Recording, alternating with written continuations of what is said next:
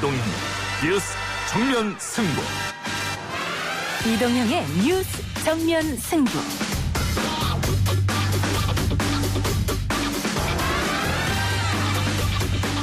청취자 여러분 안녕하십니까, 이동형입니다.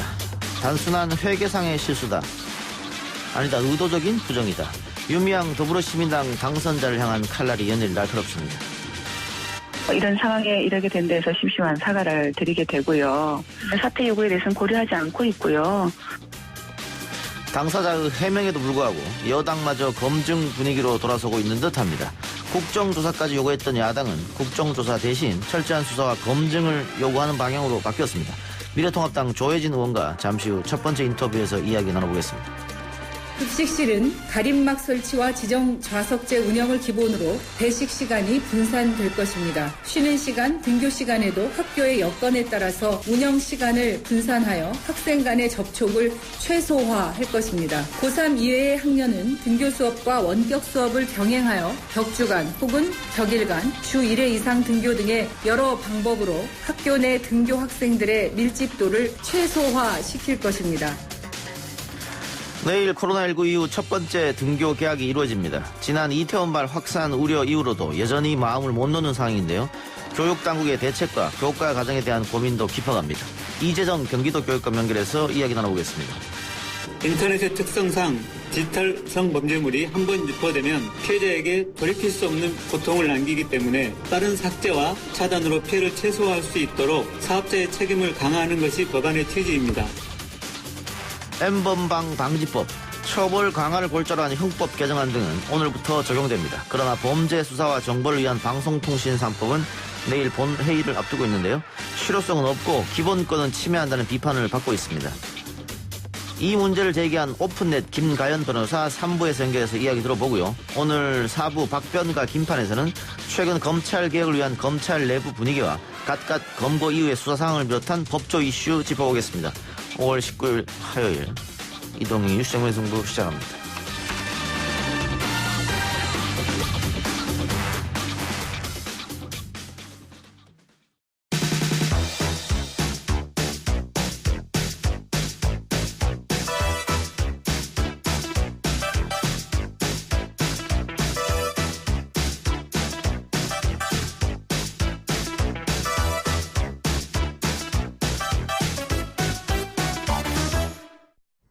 윤미향 당선인 의혹, 당사자가 해명을 하면 할수록 의혹은 눈덩이처럼 커지고 있습니다. 민주당 안에서도 논란을 바라보는 시각이 조금씩 달라지는 가운데 미래통합당은 국정조사 카드로 여당을 압박하고 있습니다. 미래통합당 조혜진 당선인은 이 사안을 어떻게 보고 있는지 이야기 들어보겠습니다. 의원님 나와 계십니까? 예, 안녕하십니까. 조혜진입니다. 수고 많으십니다. 예, 당선되고 첫 인터뷰니까 일단 축하드린다고 말씀드리고요. 감사합니다. 예. 자, 윤미향 당선인 관련 국정조사 추진 문제가 어떻게 되는 겁니까? 추진한다는 이야기가 나왔다가 너무 나간 거 아니냐, 철회하겠다 얘기 나왔다가 어떻게 되는 겁니까? 우리 당의 대변인끼리도 반드시 한다 또는 너무 나갔다 이렇게 조금 말이 엇갈리는 걸 보면은 아직 최종 결론은 안 난 상태라고 보는 게 맞을 것 같습니다. 그러니까 이 사건 관련해서 이제 연일 언론을 통해서 새로운 의혹들이 터져 나오고 있고, 또 시민단체 고발로 검찰이 서부지검에 배당을 해서 사건 수사가 착수가 돼 있는 상태인데, 그것과 별개로 또 국회의 국정조사 기능은 또 다른 기능이기 때문에 필요하면 이제 할 수도 있고. 우리 당에서는 그렇게 국정조사를 할 수 있는 여지는 열어둔 것 같아요. 근데 사태 추이를 조금 더 봐야 되고 또 검찰이 제대로 수사하는가 여부도 조금 지켜볼 필요가 있을 것 같고. 그리고 또 현실적으로는 20대 국회는 이제 곧 며칠 남지 않았기 때문에 20대 국회 안에 국정조사하는 것도 물리적으로 어렵고 21대 국회 개원하면은 여야 협상을 통해서 할지 말지를 결정해야 되는데 개원하더라도 개원 협상이 또 그전에 끝나지 않으면은 그 개원 협상 때문에도 시간이 좀 더 가야 될 가능성이 많기 때문에 당장 이게 여야 간의 논의를 협의를 거쳐서 될 가능성은 좀 낮다고 봐야죠. 그럼 미래통합당 입장은 아직 결정된 건 아니라고 봐야겠네요? 예, 할 수 있다는 그 가능성은 열어뒀다고 봅니다. 예. 그런데 의원님 말씀처럼 20대는 불가능할 거고 만일 한다면 21대로 넘어가야 될 텐데 개원 협상이 과연 뭐 법정 시한 안에 이루어질 수 있겠느냐 뭐 이런 것도 있고 말이죠. 현실적으로 여당이 반대하면 국정조사가 안 될 텐데 그렇게 되면 21대 개원하자마자 이 문제 가지고 또 여야가 싸우는 거 아니냐 뭐 이런 문제도 있을 것 같아요.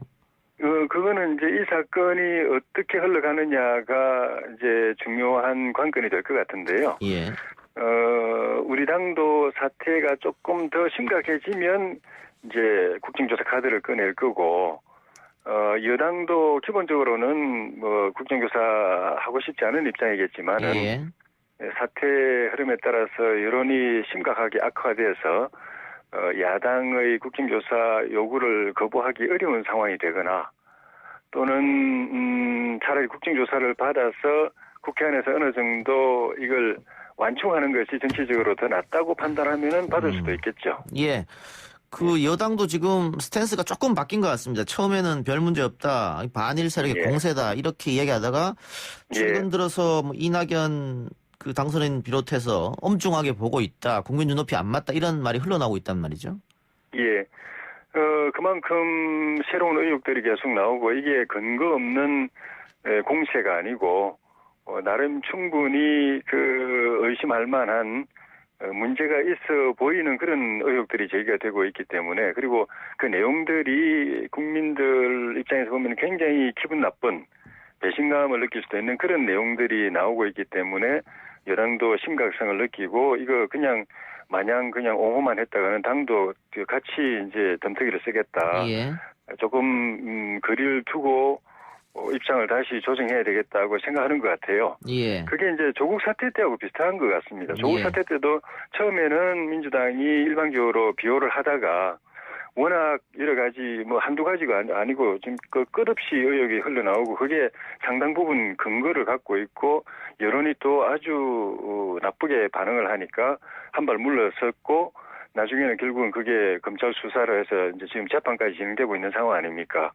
그래서 여당으로서는 악재로 됐죠. 악재로 돼가지고 선거 과정에서도 조국 문제가 나오지 않도록 굉장히 전전긍긍한 측면이 있지 않습니까? 지금 윤미향 그 당선인 사건이 거의 비슷하게 흘러가는 것 같습니다. 근데 또 일각에서는 뭐 윤미향 개인적인 문제는 그대로 짚고 또 회계 문제도 불투명이 있다면 그건 그대로 짚되 다만 그 정의연의 전신인 정대협부터 시작해서 이 30년간 시민운동의 의미마저 퇴색시키면 안 되는 거 아니냐, 그것마저 평화하면 안 되는 거 아니냐 이런 주장도 있습니다. 예, 그건 맞는 말입니다. 그리고 그거는 우리 미래통합당도 입장이 틀리지 않고요. 지금까지 그 제기되고 있는 의혹에 대해서 여러 가지 비판은 했지만은 그동안에 그 위안부 인권운동을 통해서 이 문제가 국민적 관심사로 부각이 되고 그리고 또 국제적인 이슈가 되고 또 국제적인 연대까지 이루어지고 이 운동이 연대까지 이루어지고 일본 정부의 태도에도 상당한 변화를 가져온 거 그 성과를 우리가 비판하거나 폄하한 적은 한 번도 없습니다. 다만 이제 그런 그동안 지금 제기되고 있는 이런 의혹들이 제대로 해명이 안 되면은 그리고 그 진실을 규명하는데 협조하지 않고 오히려 은폐하려는 모습을 보이거나 또 명백하게 드러난 사실에 대해서도 사과하지 않고 면피하는 모습을 보이게 되면은 결과적으로 본인들이 쌓아 올린 걸 본인들이 스스로 무너뜨리는 결과가 될 수도 있다 하는 그런 점을 이제 각성할 필요가 있다고 봅니다. 윤미향 당선인은 사퇴 요구에 대해서는 고려하지 않고 있다고 했는데 의원님 보셨을 때 어떻습니까? 사퇴해야 된다고 보십니까? 민주당 당원들 일각에서 벌써 이제 제명해야 된다, 정리해야 된다 이런 이야기들이 갈수록 이제 일파만파로 퍼지고 있는 걸 보면은 민주당 당원들이 당원 자격이 없다고 보는 건데 당원 자격보다도 더 그 엄중한 것이 국회의원 또는 헌법기관으로서의 자격 아니겠습니까? 민주당 내부에서 당원 자격이 없다고 평가된다면 국회의원으로서 자격은 더 이거는 문제가 크다고 봐야죠. 알겠습니다. 윤미향 당선인 관련해서 여쭤보고 다른 사안으로 넘어가겠습니다. 지금 뭐 의혹이 여러 가지 제기가 되고 있으니까요. 그 중에 제일 그 심각하게 보는 지점은 어떤 의혹입니까? 기본적으로는 회계부정 의혹, 엄청난 부실이 있는 건 사실인 것 같습니다. 근데 그게 단순한 회계상의 오류라면은 그나마 심각성이 덜한데, 예. 단순 오류가 아니고, 그런 부실 회계가 이루어진 배경에는, 예. 그 자금의 유용이라든가 횡령이라든가 또는 배임이라든가 이런 법적으로 실정법상 문제될 수 있는 잘못을 저질렀을 가능성이 있기 때문에 예. 그래서 문제가 좀 심각한 거고 그건 이제 검찰이 진위 여부를 규명 이제 할 거고요. 개인적으로는 또 임미양 당선인이 도덕적 해이를 너무 심하게 보여주고 있는 것 아닌가. 예. 저 후원금 모금 계좌를 개인 통장을 여러 개를 운영을 했다라든가 이런 거 있을 수 없는 것이고 예. 그 입출금을 제대로 지금 소명을 못 하고 있지 않습니까? 예. 그게 이제 자녀 유학 그 비용이라든가 또 주택 경매 그 자금이라든가 이런 부분이 제대로 소명이 안 되는 상황에서 할머니들을 위한 후원 그 계좌를 개인 통장을 이용해서 받았고 그것이 얼마 들어갔고 얼마 나갔다는 걸 해명을 못 하고 있는 상황이 되니까 개인적인 도덕적 문제, 더 나아가서 이 법적인 문제 이런 것들이 예. 굉장히 심각한 것 알겠습니다. 같습니다. 그 후원금을 유행했을 가능성도 있겠다 이런 말씀이시죠? 예, 그런 의혹, 그런 예. 의심들이 나타나고 있는 상황들을 보면은 그런 의심을 갖기 예. 충분하죠. 예. 본인이 제대로 해명하지 못하면은 의심은 더 굳어질 가능성이 많습니다. 예. 검찰이 수사를 한다는 거 좀 지켜보고요. 예. 당내 이야기 좀 여쭤보죠. 김종인 예. 비대위는 어떻게 가는 겁니까? 어떻게 되는 겁니까? 내일 걸피하고 이제 목금 이틀에 당선인 총회에서 어느 정도 정리가 될 수도 있을 걸로 보여지고. 예. 그 전에 또 주호영 원내대표가 사전 의견 수렴 작업을 할 것 같습니다. 예. 당내 그룹별로 사전 의견 수렴 작업도 하고 그다음에 아마도 또 김종인 그 전 위원장하고도 직접이든 간접이든 의중을 좀 타진해보지 않겠는가. 예. 그 결과를 가지고 그 목요일 금요일 이틀간의 당선인 총회에서 가급적이면은 이 결론이 날 수 있도록 토론을 예. 이끌어가지 않겠는가. 그런 생각이 드는데 어쨌든 그 심재철 당대표 권한대행이 그 비대위 그 카드 거기다 또 김종인 위원장 카드를 가지고 밀어붙일 때에 비하면은 예. 요 며칠 그 뒤에 지나온 시간 동안에 당내에서는 이 이슈에 대해서는 부정적인 기류가 많이 확산되어 있는 것 같아서 당초의 안대로 당선인 총회에서 관철되기는 어려울 수도 있겠다는 생각도 듭니다. 그러면 소위 말해서 그날 뭐 끝장 토론이라도 하시겠다는 이런 말씀이십니까? 그날 반드시 결론내야 된다고 한다면은 예. 결론날 때까지 토론이 필요하죠. 예. 그런데 문제는 그 김종인 비대위 체제 쪽으로 간다고 하더라도 임기 문제가 걸림돌이지 않습니까? 그 김종인 전 대표 같은 경우에는 뭐 보상해달라고 얘기를 하고 있으니까 그럼 비대위 체제로 1년 정도 간다는 건데 그것도 언뜻 상식적으로 납득이 좀 안 가는 면이 있단 말이죠. 예, 그거 자체도 좀 그 불합리한 측면도 있지만은 예.